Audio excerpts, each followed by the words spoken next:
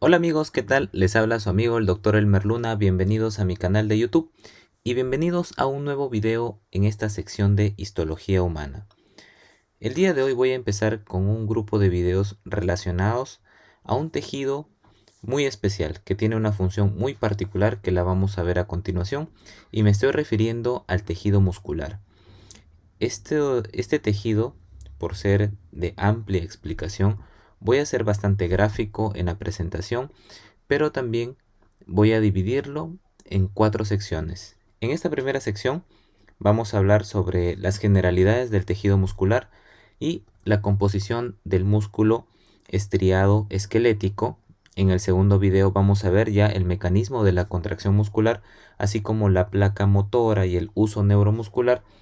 En el tercer video sobre el músculo cardíaco y en el último el tejido muscular liso. Entonces, empezamos con este video sobre el músculo estriado esquelético, parte 1. Bueno, para recordar un poco, existen 4 tipos de células contráctiles, las células musculares, de la cual nos vamos a encargar en esta ocasión, también los miofibroblastos, los pericitos y las células mioepiteliales, ¿no? Son 4 tipos, pero esta vez vamos a hablar sobre el tejido muscular. El tejido muscular tiene un origen embriológico en esta capa llamada mesodermo. La función es el movimiento del cuerpo y principalmente la contracción, por la cual logra esta motilidad. A la célula muscular también se tiene otros sinónimos que ustedes lo van a encontrar en otros libros como miofibras o fibras musculares. Existen 2 tipos a manera general: el estriado, que a su vez es esquelético, visceral. En el visceral, por ejemplo, la lengua, la faringe, también la parte lumbar del diafragma, la parte superior del esófago y el tejido estriado cardíaco, y luego el tejido muscular liso. Entonces empezamos con el tejido muscular esquelético o también estriado esquelético. Está compuesto por un sinsitio multinucleado, como si fueran varias células agrupadas y tuvieran múltiples núcleos cuya longitud es variable, pero un diámetro aproximado de 50 a 60 micras. Y también hay que tener en cuenta que existen algunas denominaciones especiales aquí. Por ejemplo, a la membrana celular se le conoce como sarcolema, al citoplasma como el sarcoplasma y al retículo endoplásmico liso como retículo sarcoplásmico o retículo sarcoplasmático que almacena el calcio, ¿no? Solamente para algunas denominaciones que las vamos a encontrar también en los demás tipos musculares. Bien, este tejido muscular, como podemos ver en esta imagen esquemática que está en la derecha, tenemos un músculo. Si nosotros hacemos un corte de este músculo, vamos a encontrar fascículos y el músculo viene a ser la unión de varios fascículos. Cada fascículo a su vez es un conjunto de fibras musculares o de células musculares. Esta fibra muscular o célula muscular tiene en el citoplasma múltiples miofibrillas, ¿no? Un conjunto de miofibrillas, y cada miofibrilla está compuesta por miofilamentos de actina y miosina. A su vez, cada una de estas agrupaciones está rodeada de un tejido conjuntivo. Por ejemplo, la célula muscular está rodeada por un endomisio. El conjunto de células musculares que hacen el fascículo están rodeadas por el perimisio, y el conjunto de fascículos que hacen el músculo rodeadas por el epimisio, ¿no? Y a la izquierda tenemos un corte transversal de un fascículo, como vemos ahí el perimisio, el endomisio, ¿no? Y también hay las fibras musculares. Acá en otra imagen, ahí me gusta ser bastante gráfico, por eso es que les muestro varios cortes de diferentes autores para que vean esta representación.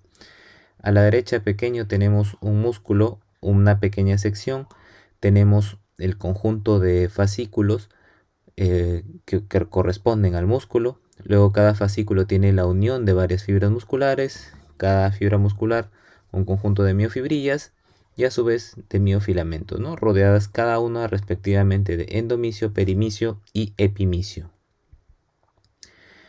Luego tenemos Acá otra similar, y a la izquierda tenemos la microfotografía electrónica para ver cómo se ve el endomisio sin la célula muscular, ¿no? Como si fueran pequeños espacios, como un panal de abeja. Veamos acá. También en este corte a mayor aumento se puede ver una célula muscular que tiene un conjunto de miofibrillas, y dentro de esas miofibrillas vamos a ver como estriaciones, ¿no? Que corresponden a las diferentes superposiciones de los filamentos, tanto delgados como gruesos, que ya vamos a ver más adelante, que representan bandas oscuras, bandas claras dentro de un sarcómero, que es la unidad funcional de la célula muscular. Igualmente acá tenemos que dentro de las características del músculo, ya hemos visto que existe una membrana plasmática llamada sarcolema, y también podemos encontrar acompañando a esta célula muscular, como vemos, células satélite que tienen una función de regeneración muscular. Recordemos que el citoplasma tiene un nombre especial llamado sarcoplasma. También vamos a ver otras estructuras, como ya les he mencionado, de tejido conjuntivo que rodean a cada una de estas células. Ahora, este es un corte esquemático interesante dentro de las características, porque el sarcolema, que viene a ser la membrana plasmática, tiene prolongaciones digitiformes, ¿no? Transversales a la fibra muscular, llamada túbulos transversos o túbulos T, ¿ya?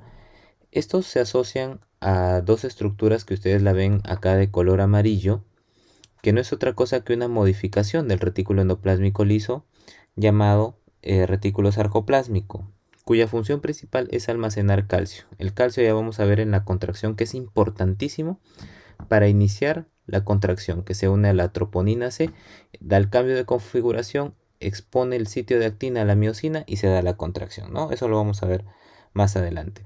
Entonces, la unión de este túbulo T de color verde con dos formaciones de retículo sarcoplásmico en el músculo esquelético se le llama triada, ¿ya?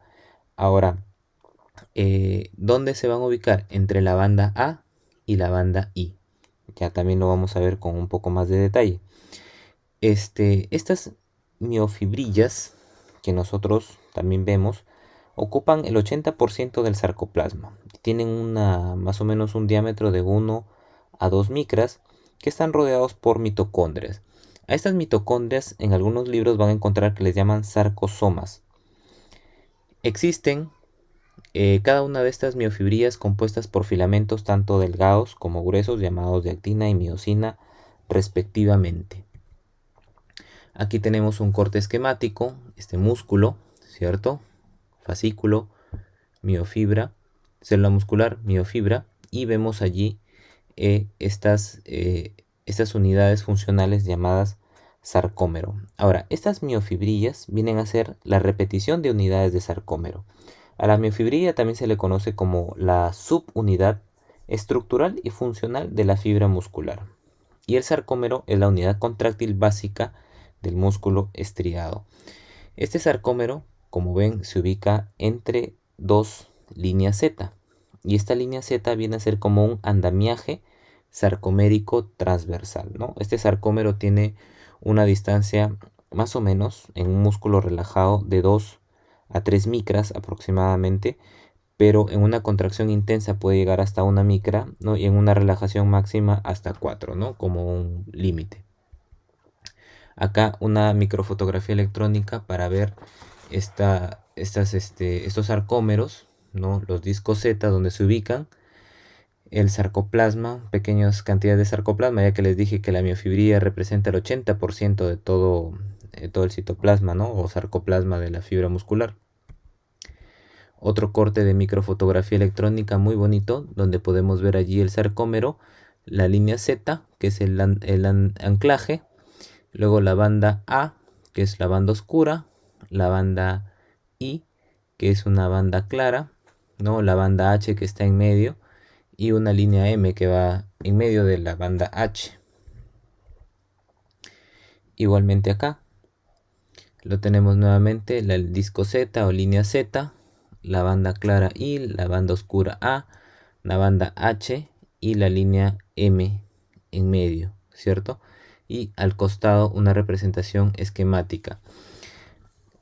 Aquí vamos a encontrar a estos dos filamentos muy importantísimos que tenemos que recordar muy bien, de actina F, que tienen un ancho de 7 nanómetros y una longitud de 1 micra aproximadamente. Como les dije, ocupan principalmente la banda I. Lo podemos ver en esta representación esquemática. En el disco Z vemos unas prolongaciones, ¿cierto? Que se anclan allí y se dirigen atraviesan la banda I, la banda A. Entonces esos son los filamentos de actina. Luego los filamentos gruesos que corresponden a la miosina 2 tienen un ancho de 15 nanómetros y una longitud de 1.5 micras. Cada filamento grueso queda rodeado por aproximadamente 6 filamentos finos para que formen un hexágono aproximadamente, ¿no? Como lo vemos ahí de manera esquemática. La banda la banda H está en medio, se encuentra la línea M, donde existe una enzima importantísima, la creatina sinasa, que favorece la formación de ATP constante para esta miosina 2. Como vemos, la miosina 2 está tanto en ambos extremos y se une justo en medio por un conjunto de proteínas que ya vamos a mencionar. Otra representación esquemática para poder ver a los filamentos delgados anclados en la línea Z o disco Z que llegan hasta la banda A. En la banda A tenemos a los filamentos gruesos de miosina 2. En la segunda figura vemos a un sarcómero relajado, ¿no? Y luego un sarcómero contraído. Y como vemos, cada filamento grueso está rodeado de por lo menos 6 filamentos de actina. En una reconstrucción tridimensional tenemos acá, por ejemplo, a este filamento de actina. Este filamento de actina, como ya les dije, está compuesto por un conjunto de monómeros globulares de actina G, que se ven de color verde. Cada monómero de actina G, o sea, cada bolita verde, mide 5.5 nanómetros de diámetro y un peso de 42 kilodalton. Les voy a ir dando estas medidas solamente como referencia, ¿ya?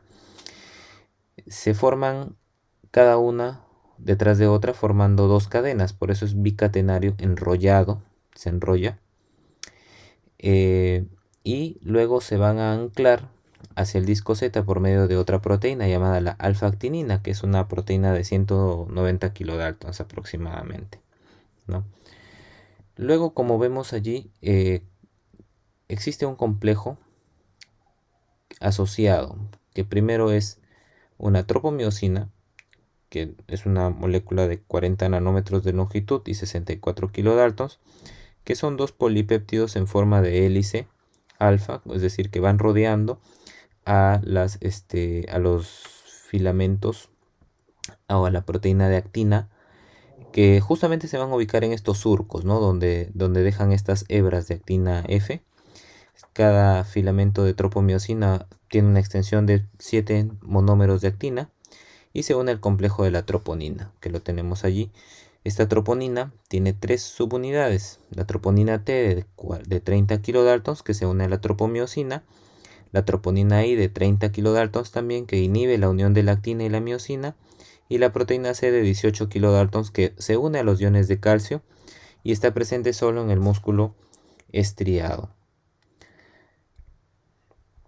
Acá nuevamente para ver lo que ya hemos comentado, la actina F, que está compuesta por monómeros globulares de actina G, la tropomiosina, que se une justo en los espacios que dejan estas hebras, y luego el complejo de la troponina.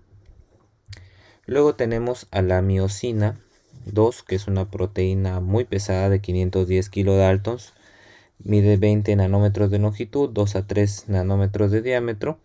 Tiene una actividad adenosina trifosfatasa o ATPasa, ya que hidroliza el ATP, importante para poder hacer la contracción. Se asocia a la actina F de una manera reversible, ya que en cada contracción se une a un punto, hace la contracción, luego se suelta, se une a otro punto y así sucesivamente, ¿no? Como podemos ver, tiene dos cadenas pesadas idénticas y dos pares de cadenas ligeras.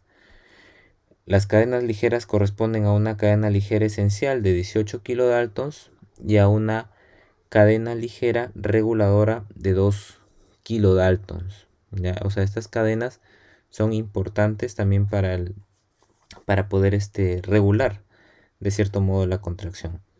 La cabeza tiene a su vez puntos de unión, un punto de unión a la actina, tiene una región de unión al ATP y una región de unión hacia las cadenas ligeras.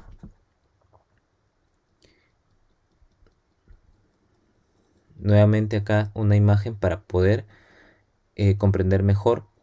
Acá la miosina 2 son, como les dije, dos cadenas pesadas idénticas y dos pares de cadenas ligeras, ¿no? Cada una con su función respectiva, se enrollan y así sucesivamente se van ensamblando, como pueden ver acá, con más se va armando este filamento más grueso, se va enrollando con otro y así sucesivamente hasta que hacen un filamento muy grueso de miosina. ¿Ya? Ahora, tenemos acá otras proteínas que son también importantes asociadas.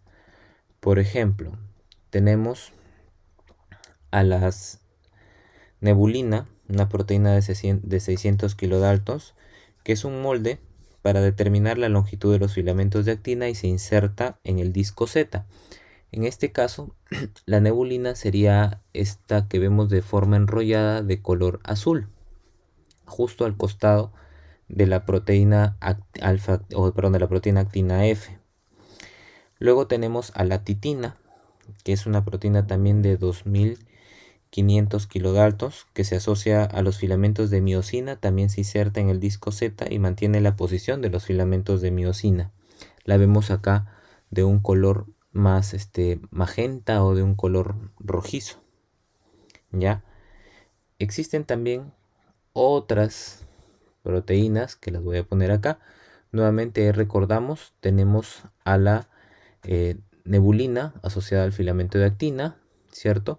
Existe otra proteína ahí que la vemos en la punta de la cadena de actina, que es la tropomodulina, una proteína de 40 kilodaltons que une el extremo negativo de la actina y regula el tamaño del filamento, ¿no? Finalmente, o sea, como decir, hasta aquí nada más creciste, hasta aquí te quedas. La titina hacia los filamentos de miosina 2, como pueden ver allí, y también existen otros como la desmina, una proteína de 55 kilodaltons y de 10 nanómetros de longitud que está asociada al disco Z, ¿cierto? Y se insertan en el sarcolema, en unos costámeros, justamente para hacer de que la contracción sea sincrónica, ¿cierto? Y no haya un daño también de las proteínas que están acá. La plectina, que une filamentos de desmina. También existen otras proteínas asociadas acá, por ejemplo las proteínas de choque térmico alfa B cristalina, que es protección a los filamentos de desmina frente a ciertos daños por estrés. Estas proteínas que están en la línea M, que unen justamente en la mitad de la banda H a las cadenas pesadas de miosina 2. Estas proteínas son, como ven ahí, la miomesina, que es una proteína de 185 kilodaltons, la proteína M de 165 kilodaltons y la oscurina de 700 kilodaltons, ¿no? Que conectan a los filamentos gruesos. Existe una proteína C, que la ven allí también, que es fijadora de miosina. Pesa 140 a 150 kilodaltons, va a estabilizar a estos filamentos gruesos a ambos lados de la línea M. Interaccionan con las moléculas de titina, como pueden ver allí. Aquí tenemos para ver a la desmina, como ven está en los discos Z, estabilizan también para que la contracción sea simétrica, unificada y comprenda varias fibras musculares, ¿cierto? Y se une a los costámeros que son digamos, puntos modificados en el sarcolema. Y otras proteínas, ¿no? Como la plectina, que une estos filamentos de desmina, y también la alfa B cristalina, que es una proteína de choque térmico. Bueno amigos, esto ha sido todo por este video. Como les dije, hasta aquí hemos visto la parte estructural, fundamentos muy importantes, generalidades del músculo liso y la composición del músculo esquelético. En el próximo video vamos a hablar sobre la contracción muscular, así que no se lo pierdan. Un fuerte abrazo y nos vemos en el próximo video para hablar más sobre temas de histología. Hasta la próxima. Chao.